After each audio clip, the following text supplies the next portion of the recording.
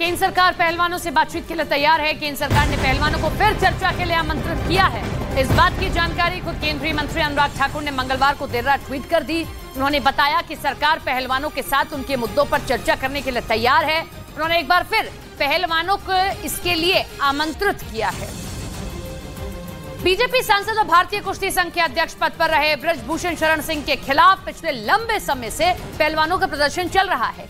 यौन उत्पीड़न और दूसरे आरोपों के बाद उनके खिलाफ मामला तो दर्ज कर लिया गया था, लेकिन अब तक गिरफ्तारी नहीं हुई है। हालांकि इस बीच केंद्रीय मंत्री अनुराग ठाकुर ने मंगलवार देर रात ट्वीट कर बताया कि सरकार पहलवानों के साथ उनके मुद्दों पर चर्चा करने के लिए तैयार है।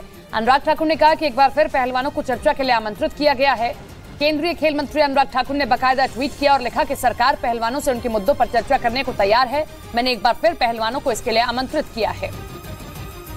इससे पहले भी अनुराग ठाकुर ने पहलवानों के लगाए आरोपों की निष्पक्ष जांच का भरोसा दिया था और कहा था कि भारतीय कुश्ती महासंघ के निवर्तमान अध्यक्ष और भारतीय जनता पार्टी के सांसद ब्रजभूषण शरण सिंह के खिलाफ महिला पहलवानों ने लगाए गए यौन उत्पीड़न के आरोपों की निष्पक्ष जांच की जाए। अनुराग ठाकुर ने खेल और खिलाड़ियों को सरकार की प्राथमिकता भी बताया था। कुछ दिन पहले पहलवान अपनी मांगों को लेकर केंद्रीय गृह मंत्री अमित शाह से भी मुलाकात करने पहुंचे थे और ब्रजभूषण शरण सिंह की गिरफ्तारी की मांग की थी। हालांकि उस बैठक का कोई नतीजा नहीं निकला था और अब अनुराग ठाकुर ने पहलवानों को बातचीत के लिए बुलावा भेजा है। महिला पहलवानों ने ब्रजभूषण शरण सिंह पर यौन उत्पीड़न के आरोप लगाए थे। अपनी मांगों को लेकर पहलवानों ने 23 से 28 मई तक दिल्ली के जंतर मंतर पर धरना दिया था। पहलवानों ने 28 मई को जंतर मंतर से संसद भवन तक मार्च भी निकाला था और इस दिन पीएम मोदी नए संसद भवन का उद्घाटन कर रहे थे। ऐसे में पुलिस ने मार्च की इजाजत नहीं दी थी। इसके बाद पुलिस ने 28 मई को पहलवानों को धरना स्थल से हटा दिया था। इस बीच बजरंग पुनिया, साक्षी मलिक और विनेश फोगाट रेलवे में अपनी नौकरी पर वापस लौट आए।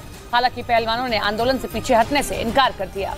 अमेरिका के वर्जीनिया में हुए प्लेन क्रैश मामले में पायलट पर लापरवाही का आरोप लगा। अमेरिका के अधिकारियों ने दावा किया कि दुर्घटना से पहले विमान का पायलट अपनी सीट से फिसल गया था और उसकी लापरवाही की वजह से हादसा हुआ था, जिसकी वजह से अमेरिका के वर्जीनिया में प्लेन क्रैश हो गया और 4 लोगों की जान चली गई। पश्चिमी मीडिया ने दावा किया कि यह प्लेन वर्जीनिया में जॉर्ज वॉशिंगटन नेशनल फॉरेस्ट में क्रैश हुआ, जिसका पीछा एक F-16 फाइटर जेट ने किया। इस दौरान प्लेन के पायलट से संपर्क करने की कोशिश की गई थी, लेकिन प्लेन के पायलट का कोई जवाब नहीं मिला और थोड़ी देर बाद प्लेन क्रैश हो गया। अब इस मामले में अमेरिकी अधिकारियों ने दावा किया कि दुर्घटना से पहले विमान का पायलट अपनी सीट से फिसल गया था, जिसकी वजह से उससे संपर्क नहीं हो पाया और उसकी लापरवाही की वजह से हादसा हो गया।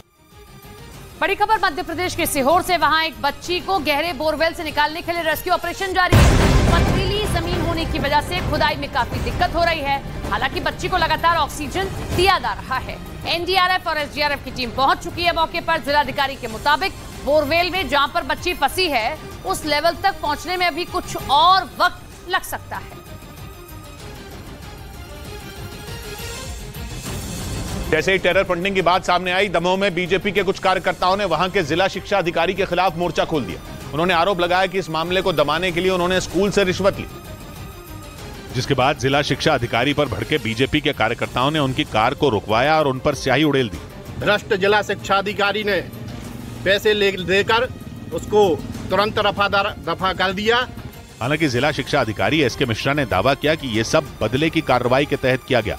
बदले की भावना से उन्होंने किया होगा या मुझे नहीं समझ में आ रहा। ये घटना तब हुई जब वो अपने दफ्तर से बाहर निकल रहे थे। इसी दौरान बीजेपी के कुछ कार्यकर्ताओं ने उन्हें निशाने पर ले लिया।